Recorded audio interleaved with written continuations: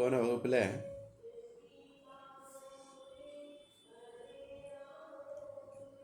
பதினாறாவது ஸ்லோகம் வந்திருந்தோம்.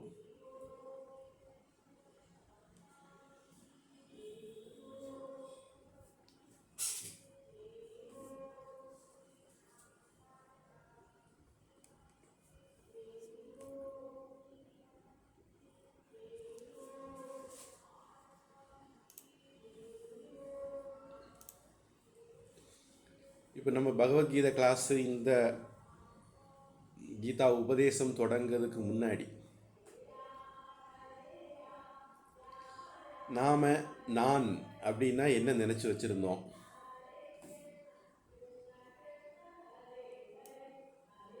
இப்போ பகவத்கீதை சொல்கிறது நம்ம நினச்சதை தான் சொல்லுதா இல்லை வேறு விதமாக சொல்லுதா?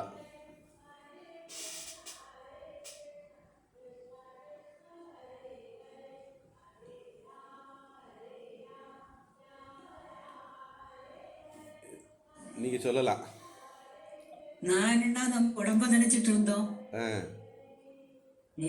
இப்ப நீங்க இப்ப பகவத்கீதை இல்லைன்னு சொல்லுது கேட்டு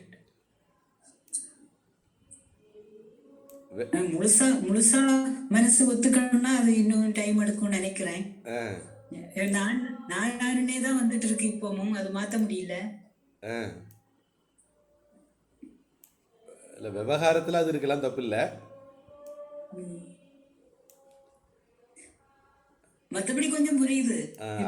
கொஞ்சம் புரியுது. அதுக்கு உண்மைத்தன்மை, அதை நிஜம்னு நினைச்சிடக்கூடாது, அவ்வளவுதான். பொதுவாக நிறைய பேர் நான் இந்த உடம்பு அப்படின்னு நினச்சிருப்பாங்க. இதில்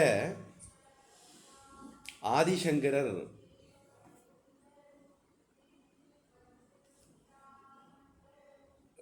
நம்ம ஆன்மீக இதில் ஒரு 6 தரிசனம் இருக்குது.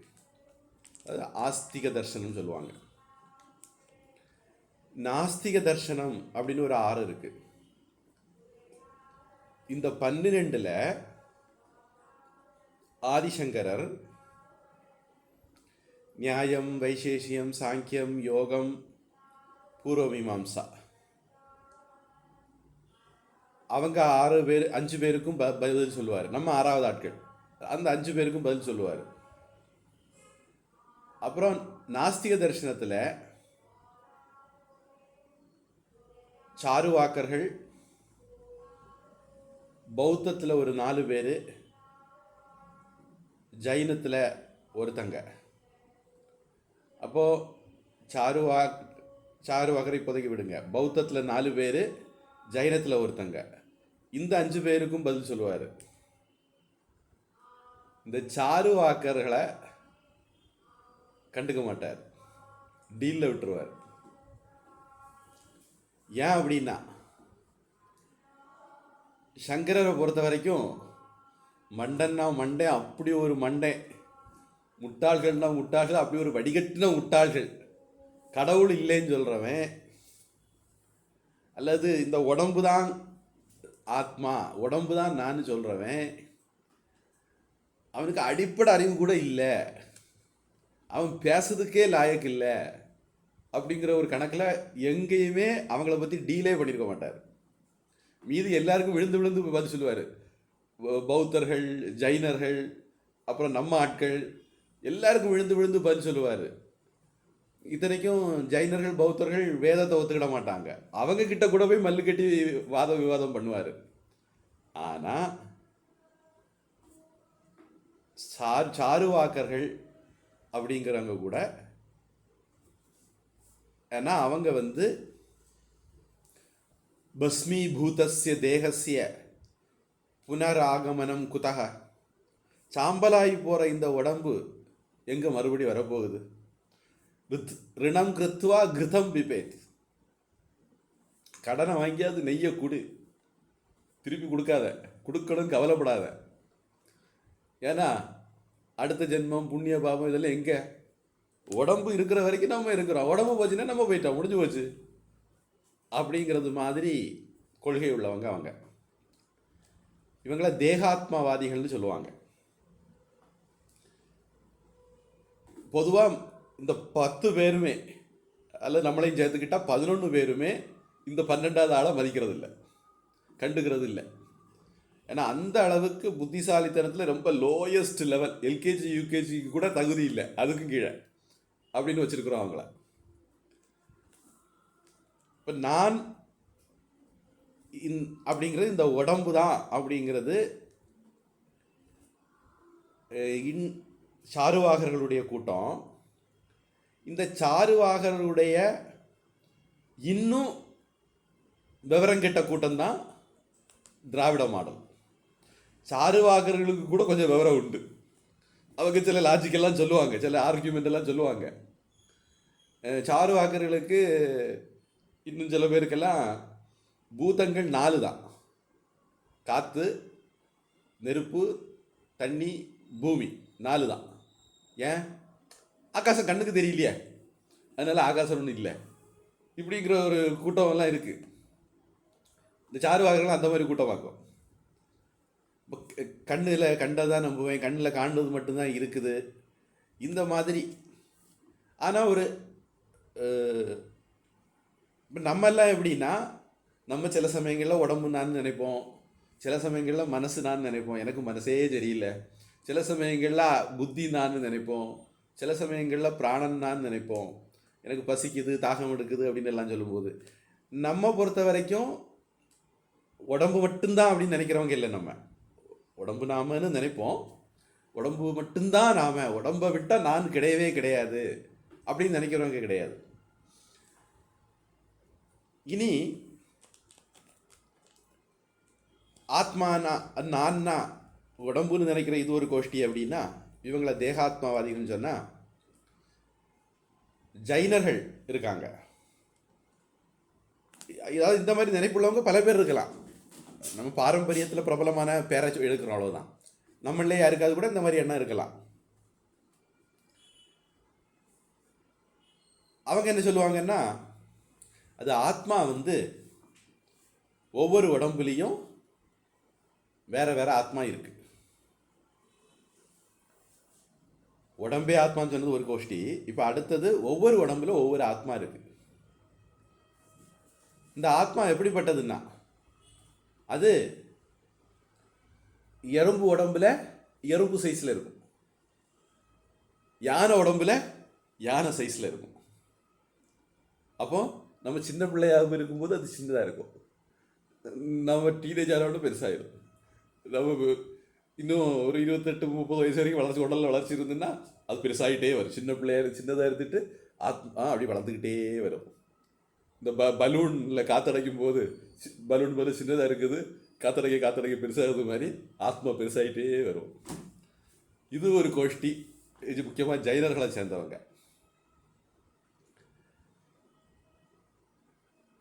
அவங்கள பொறுத்த வரைக்கும் முண்டே முண்டே மதிர் பின்னா, குண்டே குண்டே நவம் ஜலம், தேசே தேசே நவாச்சாரக, முகே முகே நவாவாணி.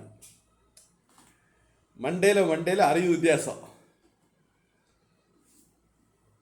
பாத்திரத்தில் தண்ணி வித்தியாசம், நாட்டில் ஆச்சார வித்தியாசம், வாயில வார்த்தைகள், மொழி அல்லது துவனி வித்தியாசம். இதுக்கு இன்னொரு பாட்டமும் இருக்கு. முண்டே முண்டே மதிர் பின்னா, குண்டே குண்டே நவம் பயக. சொல்லுவேன், கற்பனையில் இதுக்கு தரித்திரியம். தண்ணின்னு சொல்லுவானே, பாலுன்னு சொல்லு அப்படின்னு. பாத்திரத்துக்கு பால் வித்தியாசம். ஜாத்தவ் நவாச்சாரக, ஜாதிக்கு ஜாதி ஆச்சார வித்தியாசம். நவாவாணி முகே முகே, முகத்துக்கு முகம், வாய்க்கு வாயை வார்த்தைகள் வித்தியாசம். பொதுவாக இதுக்கு பின்னாடி இன்னொரு இது இருக்குது. என்ன அப்படின்னா, நாம் ஒருத்தர் இன்னொருத்தர் மாதிரி கிடையாது. அதனால் இதில் இருந்து நமக்கு மற்றவங்களை ஏற்றுக்கொள்ளக்கூடிய பரந்த மனப்பான்மை வருது. ஏன் ஒரு ஹிந்து நம்ம இடத்துல தர்கா கட்டிக்கிட்டு, நம்ம கோவில் தலைவருஷத்தில் கொடியும் கட்டிக்கிட்டு, நம்ம தீபத்தூணில் விளக்கேற்றப்படாதுன்னு சொல்கிற கோஷ்டிகளை எல்லாம் சகிச்சுக்கிட்டு இருக்கோம் அப்படின்னா, ஒவ்வொரு மனுஷனும் ஒவ்வொரு மாதிரி இருப்பான். அவன் அவன் சாமி அவன் கும்பிட்டுட்டு போகிறான். இந்த மாதிரி ஒரு சிந்தனை நமக்கு இருக்கிறதுக்கு இந்த மாதிரிப்பட்ட ஞானம் தான் காரணம். இப்போ வேற வேற உடம்புல வேற வேற நான்கிறது வேற வேற அப்படின்னு நினைக்கிறவங்களும் உண்டு. இனி சில பேர் இந்த நான் தான் எல்லாம் செய்கிறேன், நான் தான் எல்லாம் அனுபவிக்கிறேன் அப்படின்னு நினைக்கிறவங்களும் உண்டு.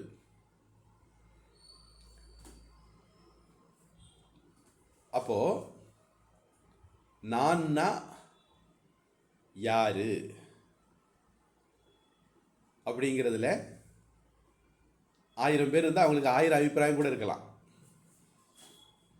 அல்லது வேற வேற சமயத்தில் அவங்க வேற வேறன்னு கூட நினைக்கலாம்.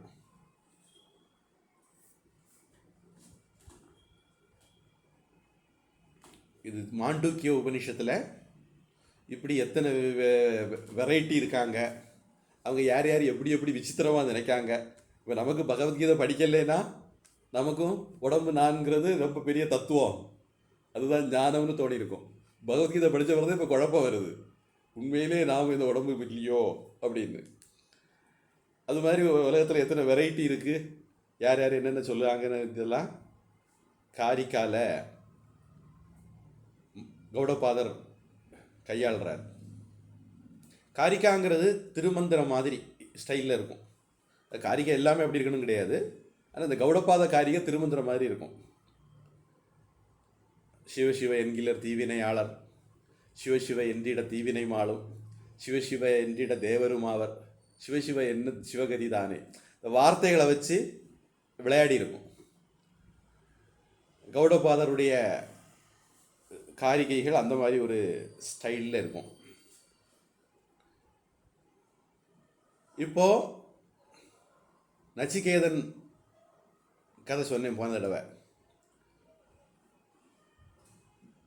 3வது வரமாட்டு யமதர்மராஜாட்ட கேட்டான், ஏயம் பிரேத்தே விசிகித்சா மனுஷ்யே,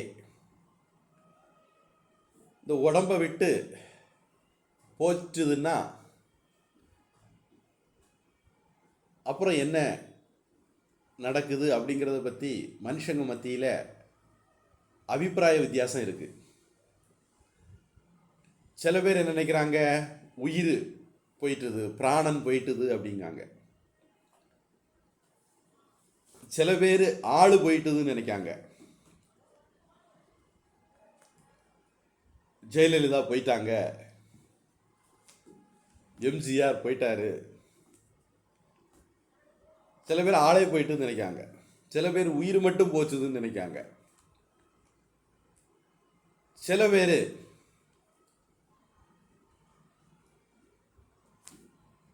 அந்த உடம்ப கல்லறை கட்டி புதைச்சி பத்திரமா வச்சுருப்பாங்க. ஏன் அப்படின்னா, நியாய தீர்ப்பு நாள் வரும், அப்போ ஆண்டவன் வருவார், எல்லாரையும் கல்லறையிலிருந்து எழுப்புவார். டேய் நீ என்ன செய்த, நீ என்ன செய்த அப்படின்னு சொல்லி எல்லாருக்கும் அன்னைக்கு தீர்ப்பு கொடுப்பார். நீ என்ன செய்த, நான் சொன்ன புனித நூலை கடைபிடிச்சியா, அப்போ இந்த போ சொர்க்கத்துக்கு போ. நீ நான் சொன்ன புனித நூலை கடைபிடிச்சியா, இல்லை, அப்போ இந்த நரகத்துக்கு போ.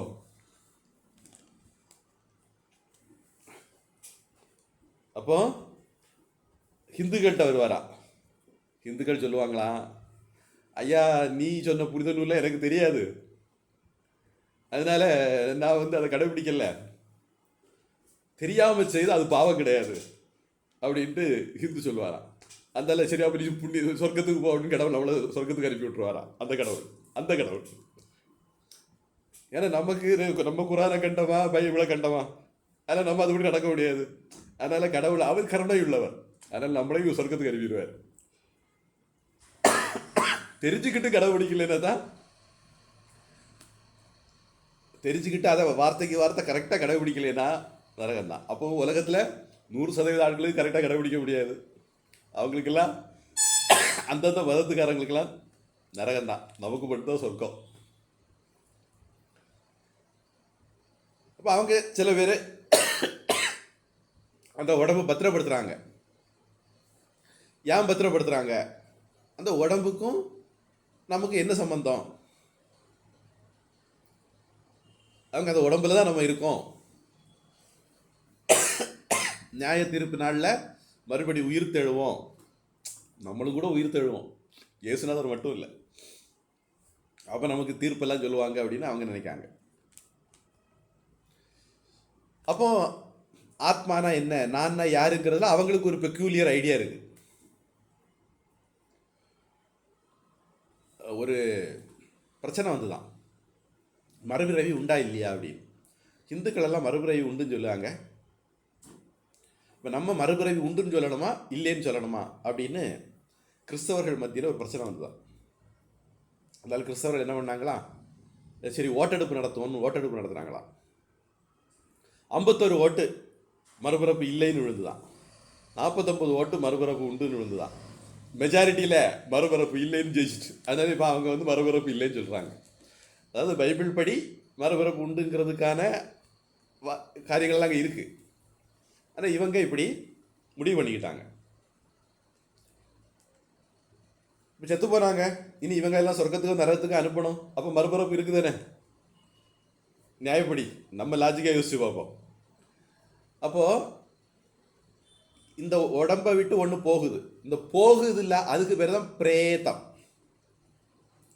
ஆனால் நடைமுறையில் இன்றைக்கி நாம் என்ன பண்ணுறோம், பிரேதம்னா மிச்சம் இருக்கிற உடம்பை பிரேதம்னு சொல்கிறோம்.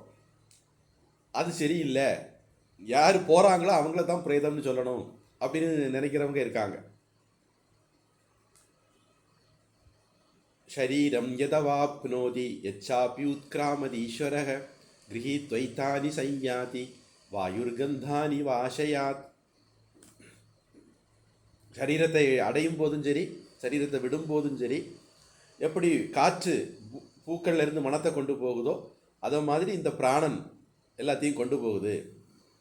ஸ்ரோத்ரம் சக்ஷுஸ்பர்ஷனஞ்ச ரசனம் கிராணமேவச்ச அதிஷ்டாய மனச்சாயம் விஷயானுபசேவத்தே. பஞ்ச ஞானேந்திரியங்கள், பஞ்ச கர்மேந்திரியங்கள், பஞ்ச தன்மாத்திரைகள், மனம் புத்தி சித்தம் அகங்காரம், இந்த 19 சூக்ஷ்ம சரீரத்தையும் பிராணன் கொண்டு போகுதான். இப்போ உடம்புல இருந்து உயிர் போயிட்டுது, பிராணன் போயிட்டுது. அப்போ உடம்புல அறிவு நிற்கிதா போகுதா? உடம்புல இருந்து பிராணன் போயிட்டுதுன்னு நம்ம சொல்கிறோம். பிராணன் போன பிறகு இந்த உடம்புல அறிவு இருக்கா இல்லையா? டெக்னிக்கலாக கண் இருக்கு, காது இருக்கு, மூக்கு இருக்கு. பிரேதம் எதையாவது அறியுதா? என்ன சபம், செத்த உடல் எதையாவது அறியுதா? இல்லை. அப்போ போகிறது பிராணன் மட்டும் இல்லை, பிராணன் கம்பெனிக்கு சைத்தன்யத்தையும் கொண்டுட்டே போயிடுது, அறிவையும் கொண்டுட்டே போயிடுது அப்படின்னு நமக்கு தெரியுது. ஒரு சிம்பிள் லாஜிக். அப்போ இந்த பிராணன் சொல்லும்போது அறிவு, அறிவுன்னு சொல்லும்போது பிராணன். எது எதுக்கு அறிவு இருக்கோ அதுக்கெல்லாம் பிராணன் இருக்கும், எது எதுக்கு பிராணன் இருக்கோ அதுக்கெல்லாம் அறிவு இருக்கும். இது ரெண்டும் ஒட்டி பிறந்த ரெட்ட குழந்தைகள் மாதிரி, என்ன சயாமீஸ் ட்வின்ஸ் அப்படின்னு சொல்லுவாங்களா, அந்த மாதிரி இவங்க 2 பேரும் ஒரு நாணயத்தினுடைய 2 பக்கம் மாதிரி, பிரிக்க முடியாது. அப்போ இந்த உடம்பை விட்டுக்கிட்டு குடம்பை தனித்தொழிய புக்கில் பிரிந்தற்றே, உடம்ப தான் இருந்த கூட்டை விட்டுக்கிட்டு பறவை போகிறது மாதிரி இந்த உடம்பை போட்டுக்கிட்டு ஆத்மா நான் வேற எங்கேயோ போகிறேன். நச்சிகேதனுக்கு என்ன பிரச்சனை? இப்படி போறவே அஸ்தியேகே, இப்படி போற ஒருத்தன் இருக்கான், அவன் அதுக்கு பிறகும் இருக்கான் அப்படின்னு கொஞ்சம் பேர் சொல்லுவாங்க. நியாயமஸ்தி தியேகே, இல்லை இல்லை அதெல்லாம் ஒன்றும் கிடையாது, செத்து போனதான், அதுக்கு பிறகு மறுபிறப்பாவது வேற உலகமாவது, அதெல்லாம் ஒன்றும் கிடையாது அப்படி கொஞ்சம் பேர். நியாயமஸ்தி தி சைக்கே ஏத்தத் வித்யாம் அனுசிஷ்டக தொயாகம், இதை அறியணும்னு எனக்கு ஒரு ஆசை. வராணாம் ஏஷ திருத்தீயக, வராணாம் ஏஷ வரஸ்திருத்தீயக, நீ எனக்கு தந்த வரத்தில் 3வது வரம் இதுதான் அப்படின்னு நச்சிகேதன் சொல்கிறான்.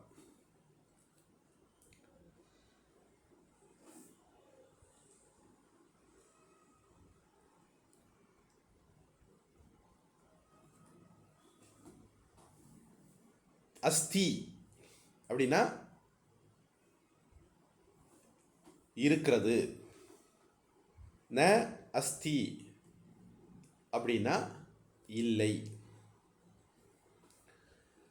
சாஸ்திரத்துக்கு வேதத்துக்கு பிராமாண்யத்துவம் அஸ்தி அப்படின்னு நினைக்கிறவங்க ஆஸ்திகர்கள். அஸ்தின்னு நினைக்கிறவங்க ஆஸ்திகர்கள். எது அஸ்தின்னு நினைக்கிறவங்க, பானை இருக்கு, டேபிள் இருக்கு, கத்தி இருக்கு, கப்படா இருக்கு, துணி இருக்கு, மனிதர்கள் இருக்காங்க, இதை இப்படியெல்லாம் அஸ்தின்னு நினைக்கிறவங்க இல்லை. வேதத்துக்கு பிராமாண்யத்துவம் அஸ்தி. வேதமும் ஒரு பிரமாணம்தான். எப்படி என் கண்ணு ஒரு பிரமாணமோ, இதை பற்றி கொஞ்சம் முன்னாடி சொல்லியிருக்கேன்னு எனக்கு ஒரு ஞாபகம். எப்படி என்னுடைய காது ஒரு பிரமாணமோ, என்னுடைய மூக்கு ஒரு பிரமாணமோ, இதெல்லாம் சில விஷயங்களை அறிகிறதுக்கு எனக்கு எப்படி கருவிகளாக உதவுதோ, அதை மாதிரி இந்த 5 மூலமாகவும் அறிய முடியாத விஷயத்தை அறிகிறதுல,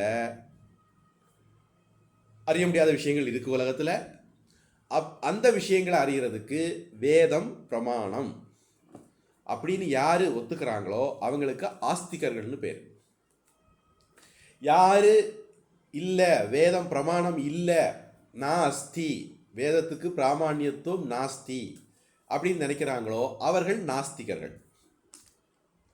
துரதிருஷ்டவசமா விவேகானந்த சாமி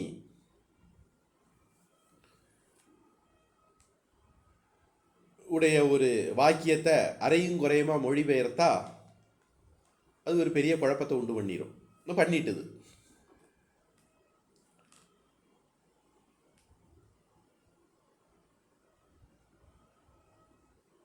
கடவுள் இல்லை என்று சொல்பவர்களை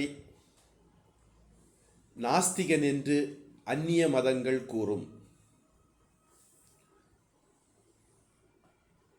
தன்னை நம்பாதவனேயே நாஸ்திகன் என்று நான் கூறுவேன்.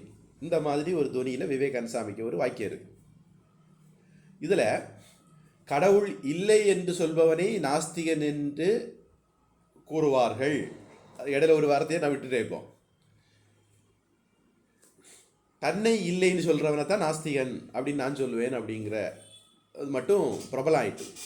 ஆனால் விவேகானந்த சாமி அதில் ஒரு வார்த்தை போட்டார், அந்நிய மதங்கள் காஃபிர் அப்படின்னு சொல்லுவாங்க. கிட்டத்தட்ட அதே மாதிரி கிறிஸ்தவர்களுக்கும் ஒரு வார்த்தை இருக்குது, நம்மளை எல்லாம் சொல்லதுக்கு ஒரு வார்த்தை. அவங்க கடவுளை நம்ம ஒத்துக்கிட்டார், நம்ம கடவுள் உண்டு தான் சொல்கிறோம்.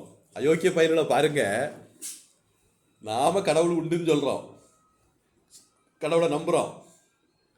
ஆனால் கடவுள் இல்லைன்னு சொல்கிற திமுக கூட கூட்டணியை வச்சுக்கிட்டு தெரியாதுங்க. கடவுள் இல்லைன்னு சொல்கிறவனுக்கு கூட கூட்டணி வச்சா கூட அல்லாஹ் மன்னிச்சிருவாரா, இயேசுநாதர் மன்னிச்சிருவாரா. ஆனால் கடவுள் உண்டுன்னு சொல்கிற நம்மளை கொண்டா சொர்க்கம் கொடுப்பாரா. ஏமாத்தினாலும் ஏமாத்துவாங்க பாவம். கிறிஸ்தவர்களையும் முஸ்லீம்களையும் அந்த மதவாதிகள் எப்படி ஏமாத்துறாங்க பாருங்க. இப்போ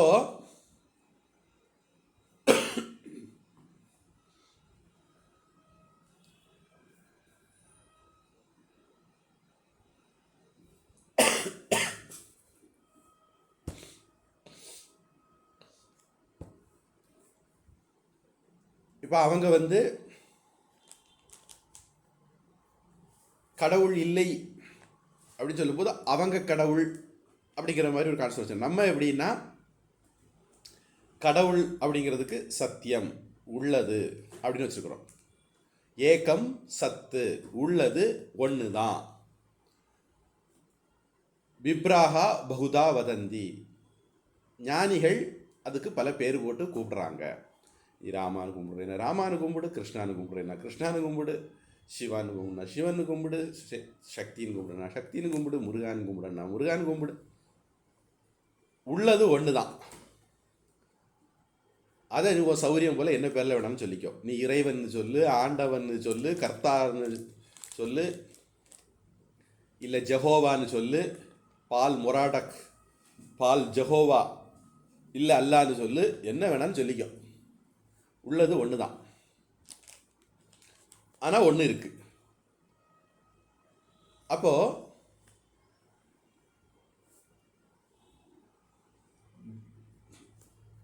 நம்ம இந்திரியங்களுக்கு அப்பாற்பட்ட ஒரு விஷயம் இருக்கு.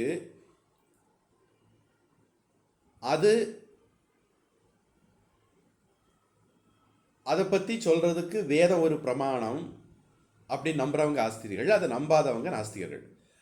அந்த வேதங்களை நம்பாதவங்க நாஸ்திகர்கள். இப்போ விவேகானந்த சாமி என்ன சொன்னாரு? கடவுளை நம்பாத நம்ம நாஸ்திக ஆஸ்திக அர்த்தம் வேற. ஆனால் வெளிநாட்டில் என்ன அர்த்தம் நினைக்கிறாங்க? அவங்க கடவுளை நம்பாதவங்க நாஸ்திகர்கள் அப்படின்னு அவங்க நினைக்காங்க. முக்கியமாக கிறிஸ்தவ இஸ்லாமில் விவேகானந்த சாமி அந்த இதாக்கும் அவர் சொன்னார். அதில் அந்த அந்நிய மதங்கள்ங்கிற வார்த்தையை இவங்க தூக்கின உடனே பெரிய குழப்பமே ஏற்பட்டுட்டுது. கடவுளை நம்பாதவங்கெல்லாம் நாஸ்திகர்கள்ங்கிறது மாதிரி நம்ம நாட்டில் இன்றைக்கி எல்லாரும் நம்பிட்டு இருக்காங்க. அப்படி கிடையாது. வேதத்தை நம்பாதவன் நாஸ்திகன். அப்போ இந்துக்களை பொறுத்த வரைக்கும் கிறிஸ்தவம், இஸ்லாம்,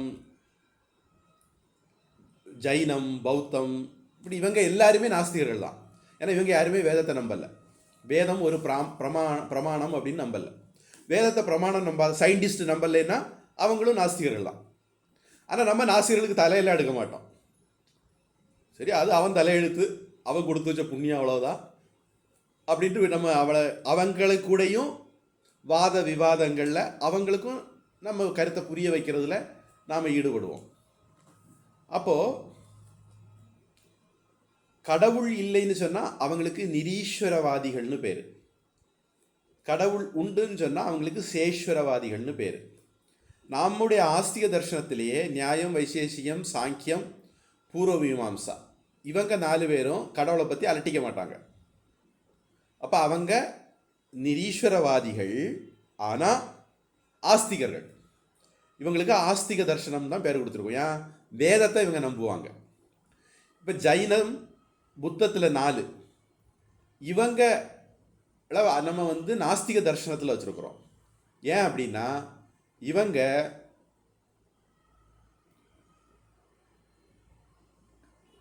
இவங்கள சில பேருக்கு கடவுள் உண்டு, புத்தரையே கடவுள்னு கும்பிட்றவங்கெல்லாம் உண்டு. ஆனாலும் இவங்களை நம்ம நாஸ்திக தர்சனத்தில் வச்சுருக்கோம். ஏன் அப்படின்னா இவங்க வேதங்களை ஒத்துக்கிறது இல்லை. அப்போ பாரதத்தை பொறுத்த வரைக்கும் யார் ஆஸ்திகர் நாஸ்திகர்னா, வேதத்தை ஒத்துக்கொள்ளாதவர்கள் நாஸ்திகர்கள், வேதத்தை ஒத்துக்கொள்கிறவர்கள் ஆஸ்திகர்கள். இது ஒரு குழப்பத்தை தீர்க்கிறதுக்காக வேண்டி சொன்னேன். இப்போ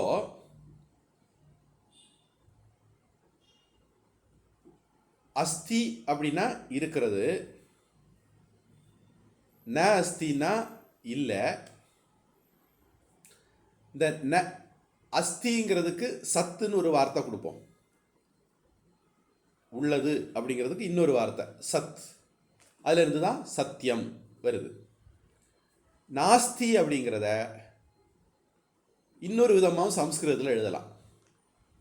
ந அஸ்தி அப்படிங்கிறத அ சத், சத்து அப்படின்னா அஸ்தி, ந சத்து அப்படின்னா நாஸ்தி, அதை சம்ஸ்கிருதத்தில் அசத் அப்படின்னு எழுதலாம். இதை நஞ்சு தத் புருஷன்னு சொல்லுவாங்க, இந்த மாதிரி வார்த்தைகளை. அப்போ உள்ளது.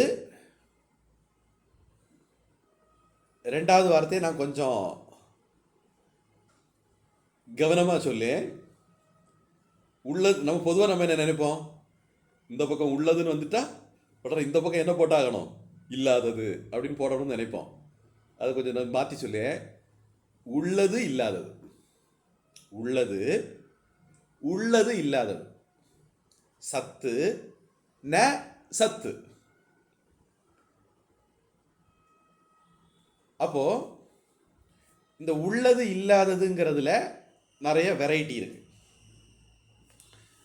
எப்படின்னா, இந்த நஞ்சு சத் புருஷன் சொல்றோம் இல்லையா, இதுக்கு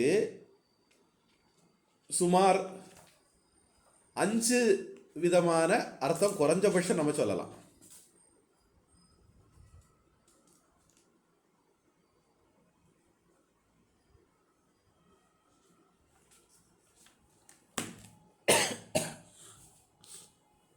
ஒன்று, இல்லவே இல்லை. அப்போ அசத்துங்கிறதுக்கு இல்லவே இல்லைங்கிற அர்த்தமும் எடுக்கலாம். அடுத்தது, கொஞ்சம் சாம்பாரில் உப்பே இல்லை அப்படின்னு புருஷன்மாரெல்லாம் பொண்டாட்டிக்கிட்ட வழக்கு பிடிப்பாங்க. உப்பே இல்லவே இல்லைன்னா உப்பு குறைவாக இருக்குன்னு அர்த்தம், கொஞ்சமாக இருக்குன்னு அர்த்தம். அங்கே உப்பு இல்லவே இல்லைன்னு சொன்னால் கொஞ்சமாக இருக்குன்னு அர்த்தம், போதுமான அளவு இல்லைன்னு அர்த்தம். அப்போ நம்ம இல்லவே இல்லைன்னு தான் சொல்லுவோம். அடுத்தது விரோத அர்த்தம். வெளிச்சமே இல்லை. வெளிச்சமே இல்லைன்னா இருட்டா இருக்குன்னு அர்த்தம். வெளிச்சத்தினுடைய எதிரி விரோதி இருட்டு, இருட்டா இருக்குன்னு அர்த்தம். இப்படி இல்லவே இல்லைங்கிற அர்த்தமும் இருக்கலாம், கொஞ்சம் போலேங்கிற அர்த்தமும் இருக்கலாம், எதிர்ப்பது பதமான அர்த்தமும் இருக்கலாம். அசத்துன்னு சொல்லும்போது இந்த எல்லா அர்த்தமும் உண்டு. கிணறு வெட்ட பூதம் கிளம்புறது மாதிரி இல்லை, இந்த ஒரு வார்த்தைக்குள்ளேயே இவ்வளவு விஷயமா. சத்து உள்ளது, நான் அசத்து உள்ளது இல்லை, சிம்பிள். அந்த சிம்பிளுக்குள்ள இவ்வளவு ஷேடு இருக்கு. இன்னொன்று அந்நிய அர்த்தம், அதுவும் ஒன்று இருக்கு. உள்ளதுக்கு அந்நியமானது, அப்படி ஒரு அர்த்தமும் உண்டு. இதே விஷயம் ஆத்மா அனாத்மா, அங்கேயும் இதே விஷயம்லாம் அப்ளை ஆகும். ஏன்னா ஆத்மா இது ஒரு வார்த்தை, அதுலேருந்து ஒரு நஞ்சு தத்து புருஷன் பண்ணுறோம். ஆத்மா அனாத்மான்னு பண்ணுறோம், ந ஆத்மா அனாத்மான்னு பண்ணுறோம். அப்போ அதுலேயும் இந்த மாதிரி அர்த்தமெல்லாம் அப்ளை ஆகும். இந்த மாதிரி எல்லா இடத்துலையும் அப்ளை ஆகும். நம்ம கான்டெக்ஸ்ட்டுக்கு ஏற்ற மாதிரி பொருத்தமான அர்த்தத்தை எடுத்துக்கிடுவோம். இப்போ இங்கே இந்த ஸ்லோகத்தில் 2 வார்த்தை பயன்படுத்தி இருக்கு. முதல் வரியில நாசதோ வித்யதே பாவஹ நாபாவோ வித்யதே சதஹ உபயோரபி திருஷ்டோந்தஹ த்வனயோஸ்தத்வதர்ஷிபிஹி. இதான் நம்ம பார்க்க வேண்டிய ஸ்லோகம். ந அசதஹ வித்யதே பாவஹ ந அபாவஹ வித்யதே சதஹ உபயோஹோ அபி திருஷ்டஹ அந்தஹ து அனயோஹோ தத்துவதர்ஷிபிஹி. நான் இன்னைக்கு கிளாஸு இந்த தத்துவதர்ஷிபியிலிருந்து ஆரம்பிக்கணும்னு நினச்சேன். ஏன்னா போன வாரத்தில் ஒரு ஆள் கேள்வி கேட்டிருக்குது, என் காதுக்கு அல்லது நம்ம காதுக்கு அது வந்து சேரலை. அதனால் அந்த கேள்வி பதிலாகவே தத்துவதர்சியிலிருந்து தொடங்கிடலாம் நினச்சிருந்தேன். இப்போதைக்கு தத்துவதர்சிக்கு அர்த்தம் அந்த ஆள் கிளாஸுக்கு வரும்போது பார்ப்போம். முதல் வரியில் 2வது வரியிலையும் இந்தந்த வார்த்தைகள் இருக்கு. ந அசதக, அப்போ அசத்துங்கிற வார்த்தை இருக்கா, கடைசியில் முடியும் போது சதகன்னு முடியுது, சத்துங்கிற வார்த்தை இருக்கு. இந்த 2 வார்த்தையும் எவன் புரிஞ்சுக்கிட்டானோ அவன் தான் புரிஞ்சுக்கிட்டவன், அவன் தான் அறிவாளி அப்படிங்கிறது இதனுடைய சாராம்சமான அர்த்தம்.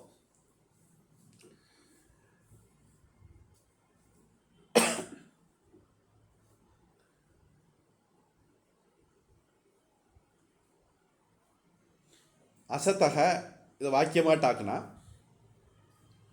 அசத்தக அசத்துக்கு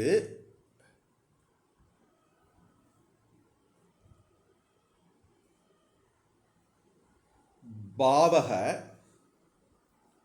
இருப்பு. இந்த வார்த்தைக்கும் பல விதமான அர்த்தம் எடுக்கலாம். வெளிப்பாடு, இப்போ எது இருக்குதோ அதுதான் தெரியும், வெளிப்படும். அதனால் அந்த அர்த்தமும் எடுக்கலாம். அசதக உள்ளது இல்லாதது, இப்படியெல்லாம் சொன்னால் நீங்கள் ரொம்ப குழம்பிடுவீங்க. இந்த மலேசியாக்காரங்க சொல்கிறது மாதிரி, மலேசியாக்காரங்கிட்ட போய் இது உண்மை தானே அப்படின்னு ஒரு விஷயத்தை நீங்கள் சொன்னீங்க, என்ன ஆமாம் இல்லை அப்படிம்பாங்க. ஆமான்னு சொல்கிறீங்களா இல்லைன்னு சொல்கிறீங்களா அப்படின்னு தெரியாது. மலேசியாக்காரங்களுடைய ஆமா வந்து ஆமா இல்லை அப்படிம்பாங்க. ஆமாவா இல்லையா எது சொல்ல வராங்க தெரியாது. அதே மாதிரி நான் உள்ளது இல்லாததுன்னு எல்லாம் சொன்னேன்னா இப்போதைக்கு ரொம்ப கன்ஃபியூஷனாக இருக்கும். அதனால் இப்போதைக்கு நம்ம இல்லாததுங்கிற வார்த்தையே வச்சுக்குவோம். கொஞ்சம் இப்போதைக்கு நம்ம எல்கேஜி யூகேஜியில் இருக்கிறதுனால குழப்பத்தை குறைக்கிறது. யாருக்காவது இந்த எல்கேஜி யூகேஜி பாடம் போர் அடிச்சதுன்னா அவங்களுக்காக வேண்டி பிஹெச்டி பாடம் ஆடியோ அனுப்பியிருக்கேன். அது வந்து பிரம்மசூத்திரத்தில் ஆதிசங்கரர் வந்து முன்னுரை, அதுக்கான விளக்கம். யாருக்கா இது போர் அடிச்சுட்டு நீங்கள் அதை கேட்டுக்கலாம். அப்போது இல்லாததுக்கு அசதக இல்லாததுக்கு, பாவக இருப்பு, ந வித்தியதே நம்ம பார்க்கறது இல்லை, நம்ம அறிகிறது இல்லை, இருக்கிறது இல்லை. இல்லாததுக்கு இருப்பு இருக்கிறதில்லை, அல்லது இல்லாததுக்கு இருப்பு இல்லை. இதுதான் முதல் பாகத்துக்கு அர்த்தம். ந அசதக பாவக ந வித்தியதே, இல்லாததுக்கு இருப்பு அறியப்படுவதில்லை, இல்லை அப்படின்னு நம்ம எடுத்துக்கலாம். அடுத்தது ரெண்டாவது பகுதி முதல் வரியில் சதக, சத்துக்கு. இது நான் எனக்கு ஸ்டைலில் உங்களுக்கு ஏற்ற மாதிரி மொழிபெயர்க்கேன். ரொம்ப ஸ்ட்ரிக்டாக சமஸ்கிருத இலக்கணம் எல்லாம் பார்த்தா கொஞ்சம் வித்தியாசமாக வரும். நமக்கு காரியம் தானே மனசிலாக்கணும். இலக்கணம் ரெண்டாவது. சதக உள்ளதுக்கு, அபாவக இன்மை அப்படிங்கிறது, ந வித்தியதே அறியப்படுவதில்லை. அதாவது உள்ளதுக்கு இன்மை அப்படிங்கிறது இல்லை. இல்லாதது இருக்க முடியாது, இருக்கிறது இல்லாமல் போகாது.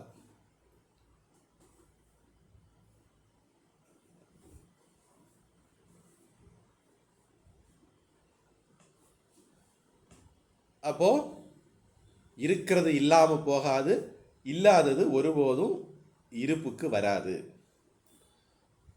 இந்த மாதிரி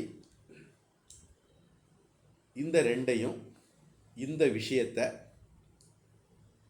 உபயோகோ அனயோகோ, இந்த ரெண்டினுடைய அந்தக திருஷ்டக முடிவு, நிச்சயத்தை, இறுதிய,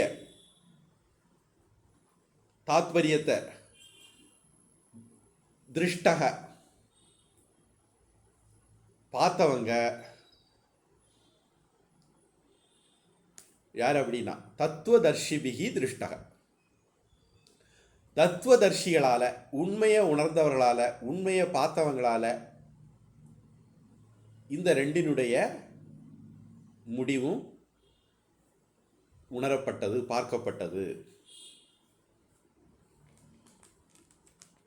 அப்போ எல்லாருக்கும்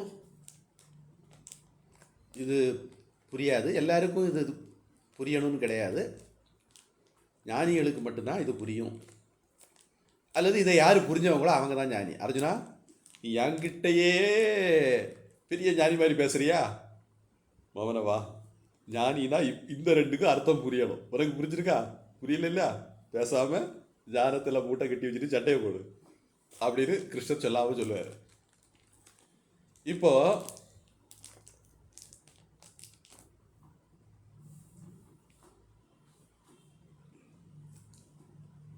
சத்து அப்படின்னா என்ன அப்படின்னு மனசிலாக்கணும்.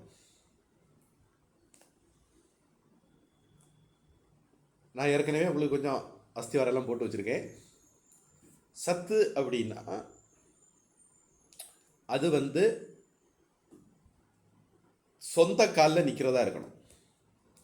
அது இருக்கிறதுக்கு அது வேற எதையும் சார்ந்து இல்லை.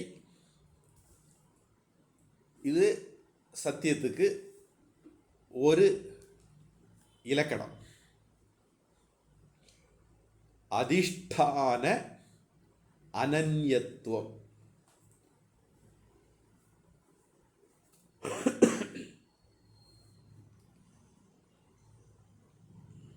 இப்படி தனியா இருக்க முடியாம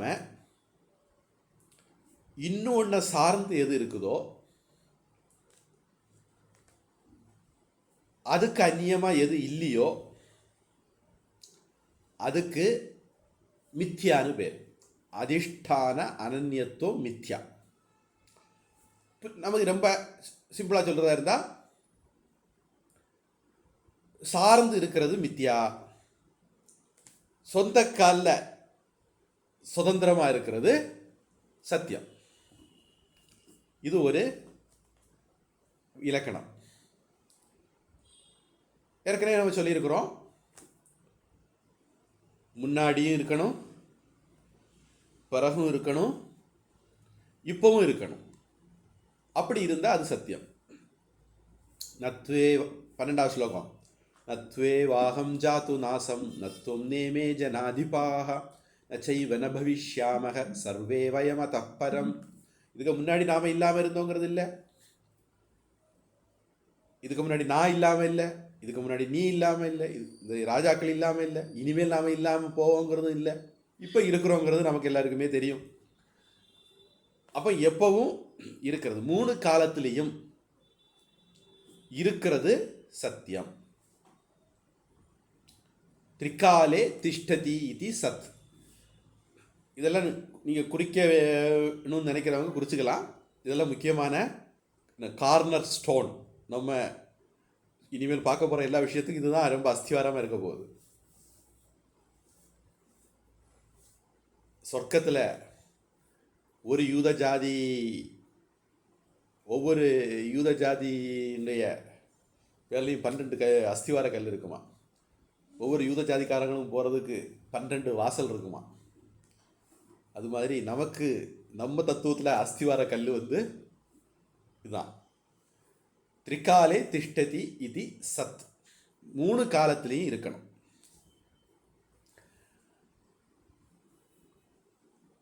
இனி இப்போ இப்படி இருந்தது, நாளைக்கு இப்படி இன்னொன்று மாதிரி இருந்தது, நாளை கழிச்சு இன்னொன்று மாதிரி இருந்ததுன்னா அது 3 காலத்தில் இருக்கிறது கிடையாது.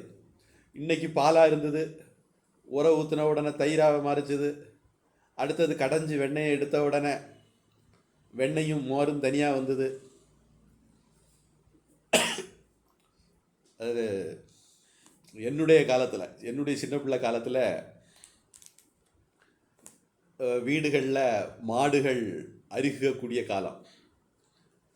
அப்படி மாடுகள் இருந்தாலும் பாலை கறந்து குடிச்சுக்கிட்டு மிச்சத்தை உர ஊற்றி தயிராக்கி வைப்பாங்க. அவ்வளவுதான். அடுத்த நாள் உர ஊற்றுறதுக்கு தயிர் மிச்சம் இருக்க மாதிரி மிச்சம் வச்சுக்கிட்டு மிச்சத்தை குடிச்சு தீர்த்துடலாம். அப்போ ரொம்ப காலமாக எனக்கு என்ன ஒரு அபிப்பிராயம் இருந்ததுன்னா, தயிரும் மோரும் ஒன்று தான் அப்படின்னு ஒரு அபிப்பிராயம் இருந்தது. பிறகு எங்கேயோ ஏதோ படித்த போதோ கேட்ட போதாலும் தெரிஞ்சுது, தயிர் வேற மோர் வேற. நம்ம வெள்ளையாக இருக்குது குறுகுறாக இருந்ததோட 2 ஒன்று தான் நினச்சிட்டோம். ஆனால் உண்மையிலே 2 அப்படி இல்லை. பாலை உர ஊற்றுனா தயிர், தயிரில் கடைஞ்சு வெண்ணெயை எடுத்துட்டோம் அப்படின்னா மிச்சம் இருக்கிற அந்த சொல்யூஷனுக்கு தான், திரவத்துக்கு தான், வெள்ளையாக இருக்கிற அந்த தண்ணி போல இருக்கக்கூடிய அந்த திரவத்துக்கு தான், கொழுப்பு இல்லாத அந்த திரவத்துக்கு தான் மோர் அப்படின்னு பேர். பொதுவாக மத்தியானம் தயிர் எடுத்துக்கலாம், ராத்திரி தயிர் எடுக்கக்கூடாது அப்படின்னு ஆயுர்வேத சாஸ்திரம் சொல்லுது. ஆனால் வட இந்தியாவில் முக்கியமாக குஜராத்தி மத்தியானம் மூக்கு முட்டை சாப்பிடுவாங்க. காசினு மரண், சூரத்னு ஜமுன். காசியில் சாவு, சூரத்தில் சாப்பிடு அப்படின்னு அவங்க ஊரில் ஒரு பழமொழியே இருக்கு. அது சூரத்துக்கு போனால் வாய்க்கு ருசியாக வகை வகையை சாப்பிடலாம் அப்படின்னு அர்த்தம். தின்னே தின்னே சாகணும்னா சூரத்துக்கு போகணும். அப்போ இந்த குஜராத்துங்கிறது சூரத்தில் உள்ள ஒரு இடம். மன்னிக்கணும், சூரத் குஜராத்தில் உள்ள ஒரு இடம்.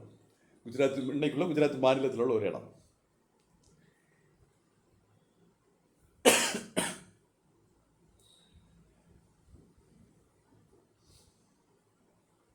இப்போ ஆயுர்வேதத்தை படி ராத்திரி தயிர் எடுக்கக்கூடாது.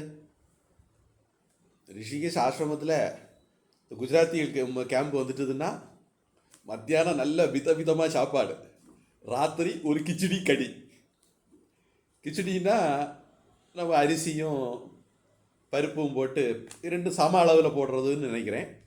கொஞ்சம் மஞ்சத்தூள் ஜீரகம் எல்லாம் போட்டு ஒரு பாயசம் மாதிரி காய்ச்சினா அதுக்கு கிச்சடி. அப்புறம் கிச்சடியில் பல வகை இருக்கலாம். நம்ம ஊரில் கிச்சடிக்கு அர்த்தம் வேற, இது நான் அவங்க கிச்சடிக்கு வியாக்கியானம் சொல்லிட்டு இருக்கேன்.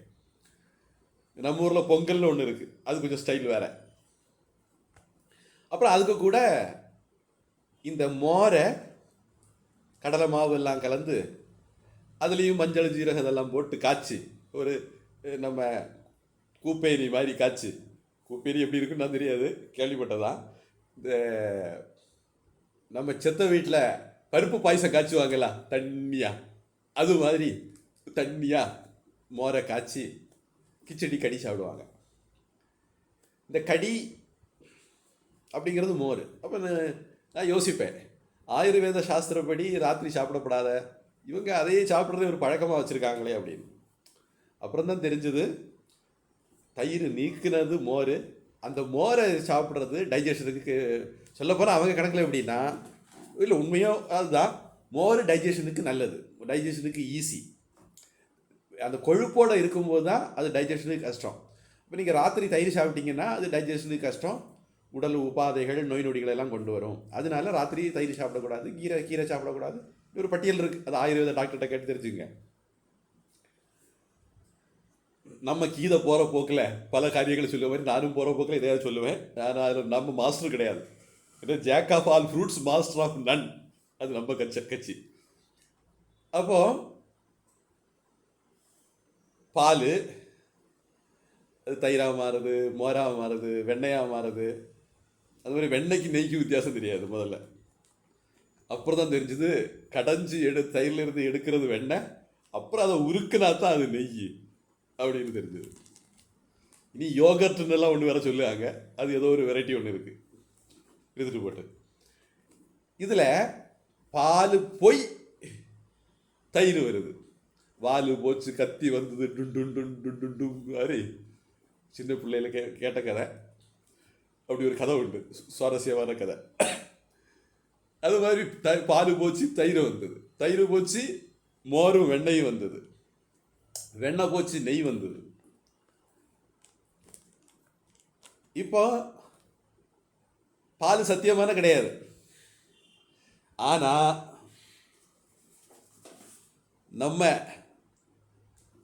நமக்கு இந்த ஏழைக்கேற்ற எள்ளுருண்டை நமக்கு மண்பாறை தான் கிடைச்சிது. சாந்தோக்கிய உபநிஷத்துல தங்கத்தை எல்லாம் சொல்லுவாங்க, நம்மக்கிட்ட தங்கம் இல்லாதனால இதை வச்சுக்கிடுவோம்.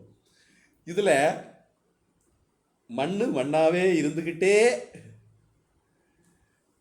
டம்ளராக மாறுது, பானையாக மாறுது, மூடியாக மாறுது, மண்ணாவே இருந்துக்கிட்டே. அதனால இதில் என்ன பண்ணுறோம், 3 காலத்துலேயும் மண் மாறுறதில்லை. டம்ளராக மாறுறதுக்கு முன்னாடியும் மண்ணாக இருந்தது, டம்ளராக மாறும்போது மண்ணாக இருக்குது, டம்ளர் உடஞ்சாலும் மண்ணாக இருக்குது. பானையாக மாறுறதுக்கு முன்னாடியும் மண்ணாக இருந்தது, பானை உடஞ்சாலும் மண்ணாக இருக்கும், பானையாக இருக்கும்போதும் மண்ணாக இருக்கும். அதே மாதிரி மூடி. அப்போது இந்த மாதிரி இதில் மண் மாறுறது மாதிரி தெரியுது, ஆனால் மாறலை. இப்படி மாறாமலே மாறுறதுக்கு விவர்த்தம்னு பேர். தெரியும் ஆனால் தெரியாது, அது மாதிரி மாறாமலே மாறினா அதுக்கு விவர்த்தம்னு பேர். மாறிட்டுதுன்னா அதுக்கு பரிணாமம்னு பேர். பரிணாம கொள்கை, Charles Darwin, theory of evolution. ஒன்று இன்னொன்னா மாறிட்டுதுன்னா, பால் தயிராக மாறிட்டுதுன்னா அது பரிணாமம். இல்லை பரிணாமம்னு ஒரு வார்த்தை இருக்குது, பரிமாணம்னு ஒரு வார்த்தை இருக்குது. நிறைய பேருக்கு அது குழப்பத்தை ஏற்படுத்துகிற வார்த்தை. பரிணாமம் அப்படின்னா ஒன்று இன்னொன்னா மாறுறது. பரிமாணம்னா அளவு, சைஸ். மா அப்படிங்கிற வார்த்தையிலிருந்து வர்றது பரிமாணம். 3D 2D இதெல்லாம் இரு பரிமாணம், முப்பரிமாணம் அப்படின்னு எல்லாம் சொல்லணும். அது மா. இங்கே நாம் சொல்ல பரிணாமம். அப்போது பரிணாமம் ஆயிட்டதுன்னா அது சத்து கிடையாது. அந்த பொருள் 3 காலத்துலையும் இருக்குன்னு சொல்ல முடியாது. 3 காலத்துலேயும் இருக்கணும், தன்னுடைய தன்மையை இழக்காமல் இருக்கணும். இருந்தால்தான் அது சத்து.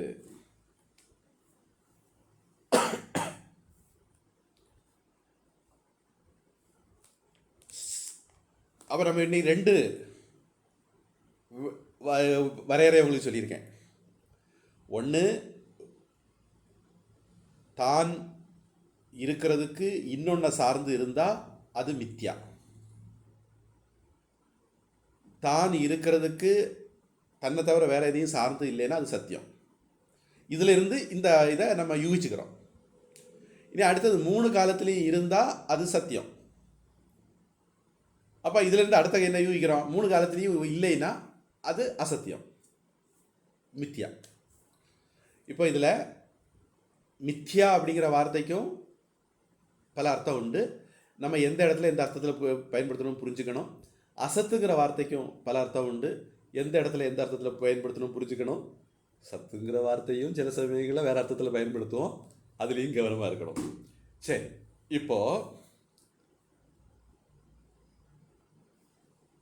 இந்த வரையறையை வச்சுக்கிட்டு நாம் கொஞ்சம் பொருட்களை அளந்து பார்ப்போம். நான் ஒரு உதாரணம் மட்டும் சொல்லினேன். நீ இந்த அடுத்த 1 வாரத்துக்கு ஹோம்ஒர்க் உங்களுக்கு. ஒவ்வொரு பொருளையும் எடுத்து வச்சுக்கிட்டு இது சத்தா இல்லையா, இது சத்தா இல்லையான்னு நீங்கள் கண்டுபிடிங்க. இப்போ நான் இந்த உடம்பு அப்படின்னு நாம் நினைக்கிறோன்னு வச்சுக்குவோம். நான் இந்த உடம்புன்னு நினச்சா இந்த உடம்பு சத்தா? சின்ன பிள்ளையில் ஒரு மாதிரி இருந்தது, இளமையில் ஒரு மாதிரி இருந்தது, நடு வயசில் ஒரு மாதிரி இருக்குது, இனி முதுமையில் ஒரு மாதிரி இருக்க போகுது, பிறக்கிறதுக்கு முன்னே இல்லை, செத்த பிறகு இருக்க போகிறது இல்லை.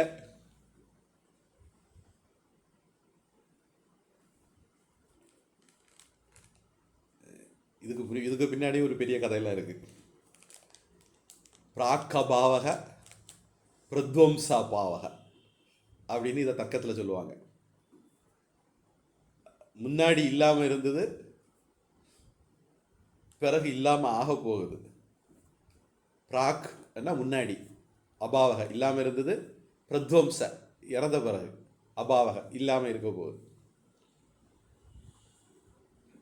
இதை சில பேர் கிருத்திரமாக பயன்படுத்துவாங்க, அந்த கான்டெக்ட்ல அது வரும். நமக்கு அதை பற்றி பிரச்சனை இல்லை. எப்படியானாலும் இவ்வளவு இருக்கு. பகவானே சொன்னது மாதிரி தேஹினோஸ்வின் யதா தேஹே கௌமாரம் யௌவனம் ஜரா ததா தேகாந்தர பிராப்திஹி தீரஸ்தத்ரன்னு முக்கியதி. அதனால் புத்திசாலி அதில் மயங்க மாட்டான். நம்ம இந்த உடம்பு நான் எடுத்தால் நாம் அழியாதவங்களா அப்படின்னா இல்லை, நாம் மாறாதவங்களா அப்படின்னா இல்லை. எது எது மாறுதோ அது அது அழியும். இது அடுத்தது ஒரு லாஜிக். இது ஒரு குறிச்சு போட வேண்டிய எது எது மாறுதோ அது அது அழியும், எது மாறாததோ அதுதான் அழியாது. அப்போ மாறக்கூடியது அழியக்கூடியது சத்து கிடையாது. நாம இந்த உடம்புன்னா நாம சத்து இல்லை, நாம உடம்பு இல்லைன்னா நாம சத்து. அப்போது நான் சத்து, நான் நான் நான் நான் சின்ன பிள்ளையா இருக்கும்போது சொல்லேன், இளமையிலையும் சொல்லேன், நடு வயசுலையும் சொல்லேன், முது வயசுலையும் சொல்லேன், முன் ஜென்மத்திலையும் சொல்லேன், அடுத்த ஜென்மத்திலையும் சொல்லுவேன். அப்போ நான் அழியாதவன். இந்த நான் எடுத்த உடம்பு தான் மாறக்கூடிய அசத். இப்போ நம்ம இந்த இந்த சுலகத்துக்காக வேண்டி இந்த 2 வார்த்தைக்குள்ள நின்றுக்கிடுவோம். நான் சத்து, உடல் அசத். இதை வச்சுக்கிட்டு உங்களை சுற்றி இருக்கிற எல்லாத்தையும் எதெல்லாம் சத்து இருக்குதுன்னு கண்டுபிடிங்க, எதெல்லாம் அசத்து இருக்குதுன்னு கண்டுபிடிங்க. ஏதாவது ஒரு சத்து உங்களை தவிர இன்னொரு சத்து உங்களுக்கு கிடச்சிதுன்னா கோடி ரூபாய் பரிசு அடுத்த வகுப்பில் கண்டுபிடிச்சு கொண்டு வந்தீங்கன்னா. இப்போது ஏதாவது கேள்வி இருக்குன்னா கேட்கலாம். இந்த சத்து அசத்தில் நமக்கு இன்னும் பல கோணம் பார்க்கறதுக்கு இருக்குது. அடுத்த வகுப்பில் பார்ப்போம்.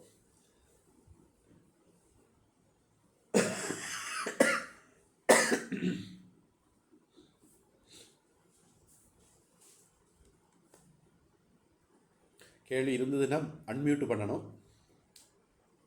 போன தடவை அன்மியூட் பண்ணி கேட்டாங்களா, ஆனால் நமக்கு கேட்கல அப்படின்னு சொன்னாங்க.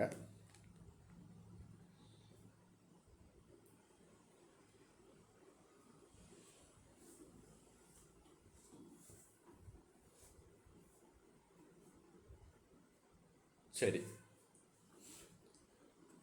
2 கேள்வி அவங்க கேட்டது இருக்குது. அவங்க இல்லாததுனால நம்ம அவங்க வரும்போது அந்த கேள்விக்கு பதில் சொல்லுவோம். பிரார்த்தனை. ஓம் சர்வதர்மான் பரித்யஜ்ய மாமேகம் சரணம் வ்ரஜ அஹம் த்வா சர்வ பாபேப்யः மோக்ஷயிஷ்யாமி மா சுச்சः. யத்ர யோகேஸ்வரः கிருஷ்ணः யத்ர பார்த்தோ தனுர்தரः தத்ர ஸ்ரீர்விஜயோ பூதிः ध्रुवा नीतिर्मतिर्मम. हरिः ओम तत्सत्. सर्वं ब्रह्मार्पणमस्तु.